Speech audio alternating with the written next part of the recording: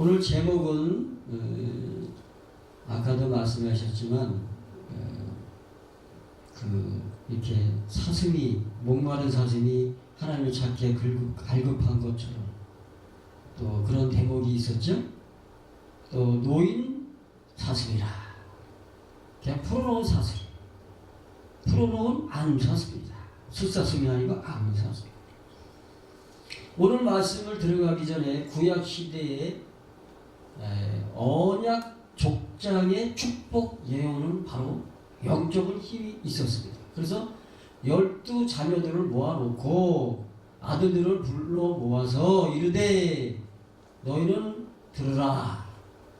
그 야곱이 아들들한테 말하는 가운데 6번째 아들 납달리에게 하신 말씀이에요. 그 납달리에게 하신 말씀 중에 노인 암사슴이라 아름다운 소리를 바라는도다. 이 말씀 들어보니까 아름다운 소리를 바라는도다? 그러면 찬양하는 자 아니에요. 납달리는 찬양하는 사이에 은혜를 받았던 자였다. 아들 중에. 근데 아들들을 가만히 보면 동물로 다 표현이 되어 있는데 유다는 뭐로 표현이 되시는지 아십니까? 사자로 표현이 되어 있어요. 사자 새끼.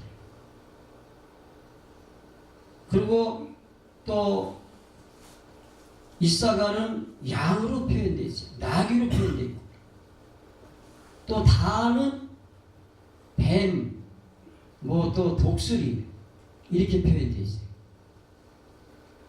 근데 납달리만큼 암사슴이라 그랬어요. 사슴은 보약으로 쓰이는 노경을 지닌 특이한 동물입니다. 그렇죠? 고귀하고 탐스러우며 청아한 목소리를 내는 발빠른 동물이 바로 암사슴인 것입니다. 저 산골짜기에서 사슴들이 한번 이렇게 탁 우는 소리나 들어보면 얼마나 청아합니까? 방송 중에도 한번 들어보셨을지도 알고 제가 과거에 산 중턱에서 그렇게 바라는 소리도 한번 들어본 적이 있어요. 시골에 살 때. 그리고 사슴들은요 굉장히 착해요. 얼마나 순한지 몰라요. 다른 사자 동물들은 막 움켜 잡으려고 죽이려고 하는데 사슴들은 그렇지 않아요. 식물성 동물들이라 얼마나 순한지 착해. 사람만 보면 피하고 잘해주면은 그냥 참 버릴 게 없어요. 뭘 다 이렇게 죽여서 먹어도 버릴 게 없는 동물이 또 사슴이에요. 우리 몸에 얼마나 귀한 것인지 몰라요. 그래서 하나님의 사람들은 깡충깡충 뛰어서 쩔럭거리는 소처럼 되어지 않아야 된다는 모습을 발견할 수가 있어요. 또 암사슴 노루 가죽을 보시면요 최고급 가죽입니다. 그게 방모직인데 아주 최고급 방모직으로 사용하고 있는 것이 바로 노루 가죽입니다. 멋있게 쓰면 이름 있는 벅스퀸이라든가 도스퀸 가운데 이 도스퀸이라는 가죽 이름이 있잖아요. 그리고 노루와 사슴은 아기가 없고 물어뜯지 않습니다. 그 인간 세계 사람도 얼마나 서로 물어뜯고 시기질도 미워서 서로 죽이려고 하잖아요. 근데 사슴은 안 그렇다. 사슴을 보면서 나는 예수님의 모습을 바라볼 수가 있어요. 모든 사람들은 노루처럼 순해야 합니다. 독한 것은 정말 어울리지 않습니다. 성경적 비유에도 아까 목사님 말씀하신 것처럼 시편 42장 1절에 갈급한 영혼을 들어서 목마른 사슴이라고 했습니다. 그리고 또 6번째 아들인 이 납달리 지파를 통해서 암사슴 같았다고 하신 것은 운병과 노래에 독특한 재능을 가졌다. 남을 해치지 않는 성품이다. 아멘. 네? 여러분들은 어떻습니까? 저와 여러분들 그렇게 살아가고 계신다고 자부할 수 있으십니까? 좀 나보다 잘난 사람 잘하면은 어떻게 주저앉히려고 내려앉히려고 하고 예? 제가 방송 설계사를 해보니까 본인들이 옷차림 제대로 못하고 음정 안 맞고 이렇게 못하는데 방송 편집하신 분한테만 뭐라 그래요. 본인들은 아주 멋있게 맛있게 했다고 했는데 조금 뭐 기분이 상했다고 전화 걸어서 그것도 말도 공손하게 하는 게 아니에요. 아유 목사님 죄송하지만 너무 수고하셨는데 한 요 장면 찍기 좀 안 됐어요. 좀 죄송하지만 내려주면 이게 아니에요. 왜 그렇게 올라갔고 뭐 그냥 나를 갖다 이렇게 망신 주냐고 막 도리 설비를 부려요. 그런 순한 양도 아니고. 그러면 도리 한번 여쭤볼게 제가. 나는 그런 것도 이런 말 했는데 무슨 아 그랬구나 죄송합니다. 저는 항상 면접 그렇게 말해요. 그럼 한번 언젠간 이 기술을 배워서 한번 나 같은 신동을 한번 배워봤으면 좋겠다. 우리가 편집할 때 밤새 고생하면서 밤 못 자면 산다. 이걸 좀 알아주시면 감사하겠다. 이런 말을 할 때가 있어요, 목사님. 그러면 그것도 말이 안 통해요, 목사님. 무조건 내려주세요. 그래서 무슨 여러 말이 필요해요. 내려주세요. 막 이러는 거예요. 도리어 큰 소리죠. 하도 그 인품과 인성이 나는, 야, 이게 어떤 유다의 그 사자 같은 성질가를 배웠나? 뭐 이런 생각이 막 뱀처럼 우리는 성질을 배웠나? 그 족보가 있죠. 자손 내려오는 줄기가 있거든. 사람 죽이는 그 자손들의 줄기가 있고 철기부는 그 줄기가 있단 말이에요. 근데 저는 이 납달리를 오늘 배우고 싶어요. 예? 납달리처럼 우리가 여섯째 아들처럼 이런 심정이 돼야 되지 않나 하는 마음으로 오늘 또 잠시 은혜를 나누고자 합니다. 사슴은 말입니다. 잘 뛰어다녀요. 그렇죠? 몸이 가벼운데도 잘 달려요. 피곤하지도 않은 것 같아요. 가벼운 몸으로 아주 자유롭게 행동을 해요. 그 영육간의 강건함을 표현하는 하나님의 힘을 입는 그런 것이 이 노루와 사슴에게 있다는 것입니다. 그리고 그 튼튼한 발로 높고 험한 산길을 막 절대 올라가요. 이거 무엇을 바라볼 수 있는지 아세요? 높은 것을 쉽게 올라간다. 바로 하나님은 우리를 암만 연약하고 부족해도 사슴처럼 높은 정상까지 올라가게 할 수 있다는 거죠.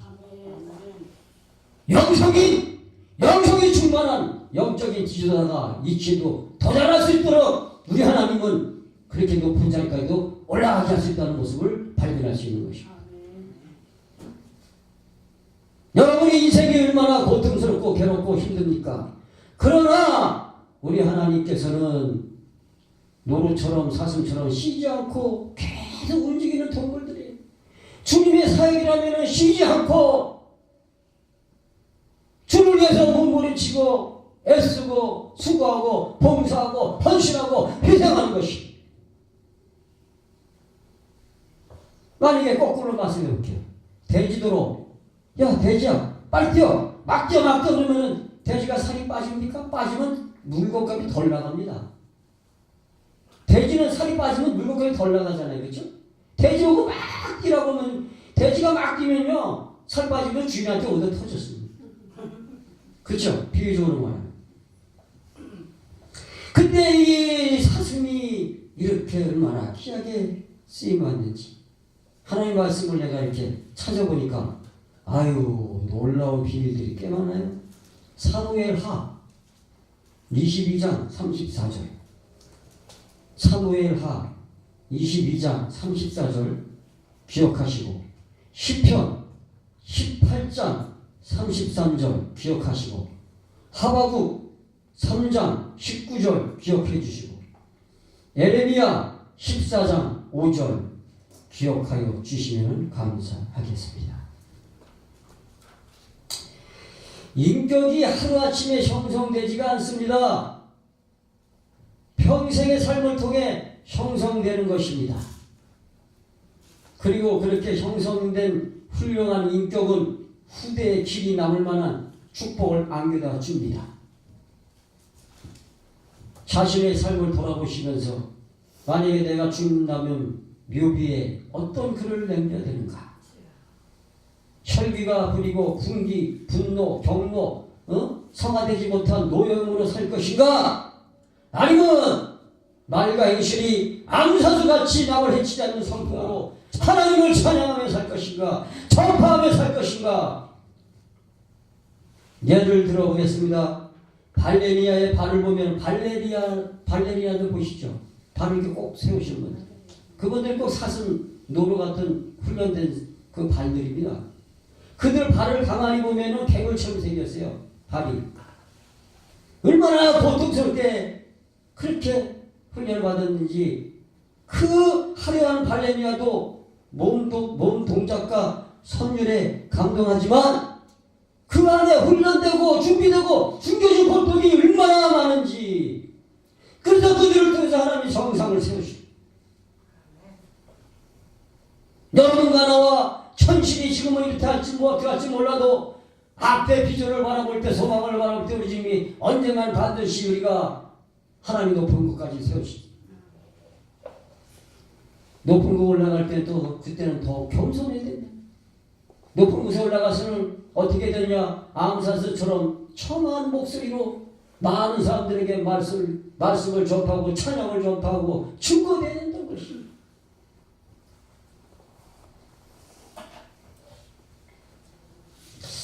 찬양하는 키를 맞추세요. 무슨 원키를 하세요. 내 키를 그대로 하겠습니다.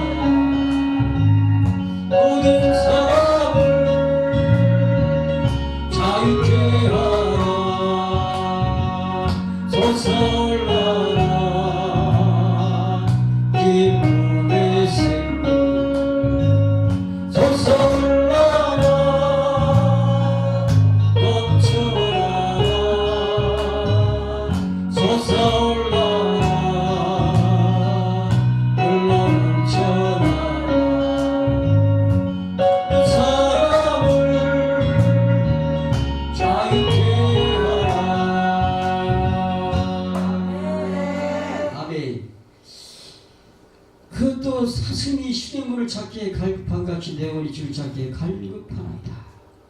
하나님이여, 사슴이 아까는 납달리 야곱의 아들 6번째한테 말씀한 거지만 이것도, 이 말씀은 이제 다윗이 고백한 제목이죠.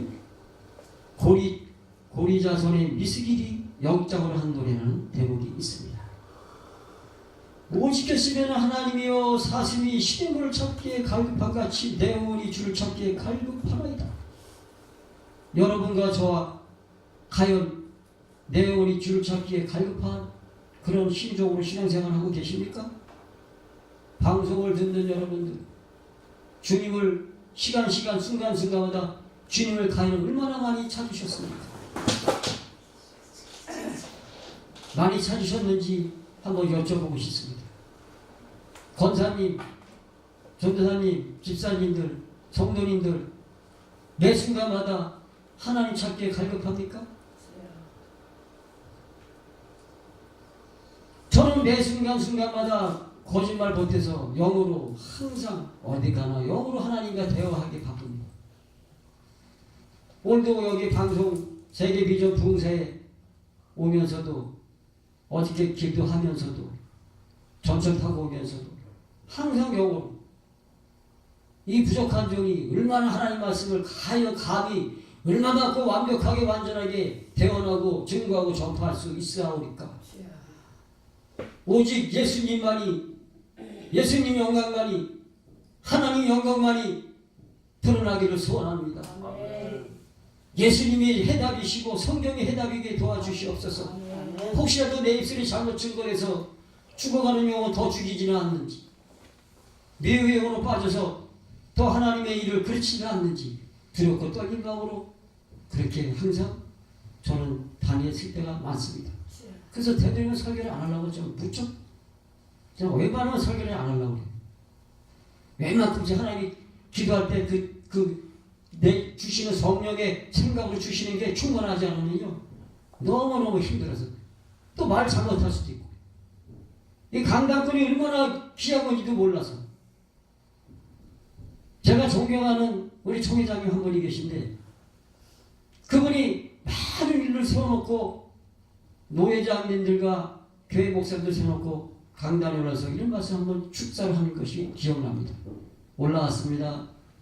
다 여러 말을 안 했습니다.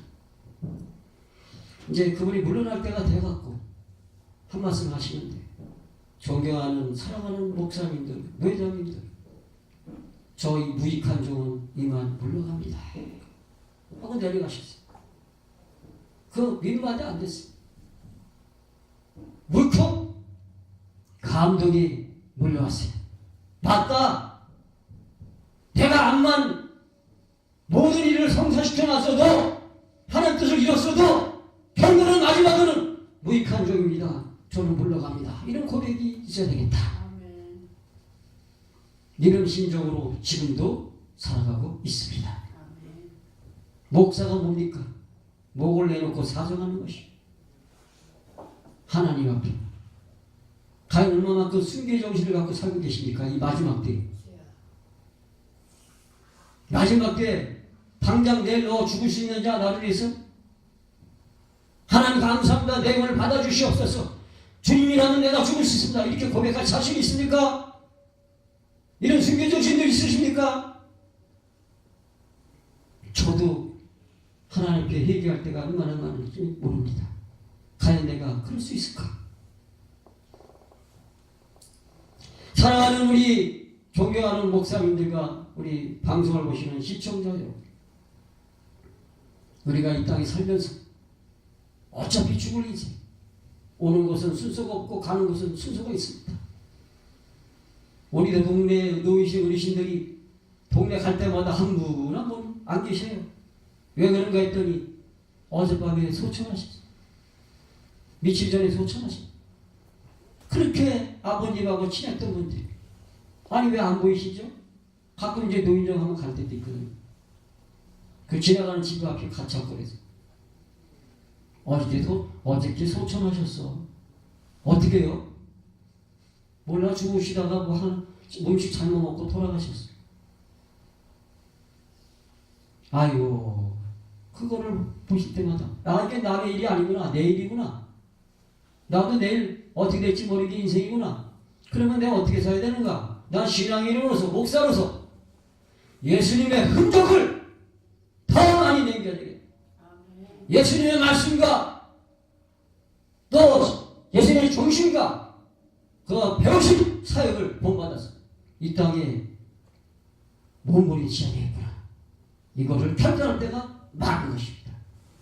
오늘 주신 말씀을 통해서 납다니처럼 몸은 가볍고 피곤하지 않는 것 같지만 자유롭게 행동하지만 갈급한 영혼이 줄차는 것처럼 매사 매순간마다 하나님을 찾아서 하나님께만 영광 올리는 저와 여러분 되기를 예수님 이름으로 기도드립니다.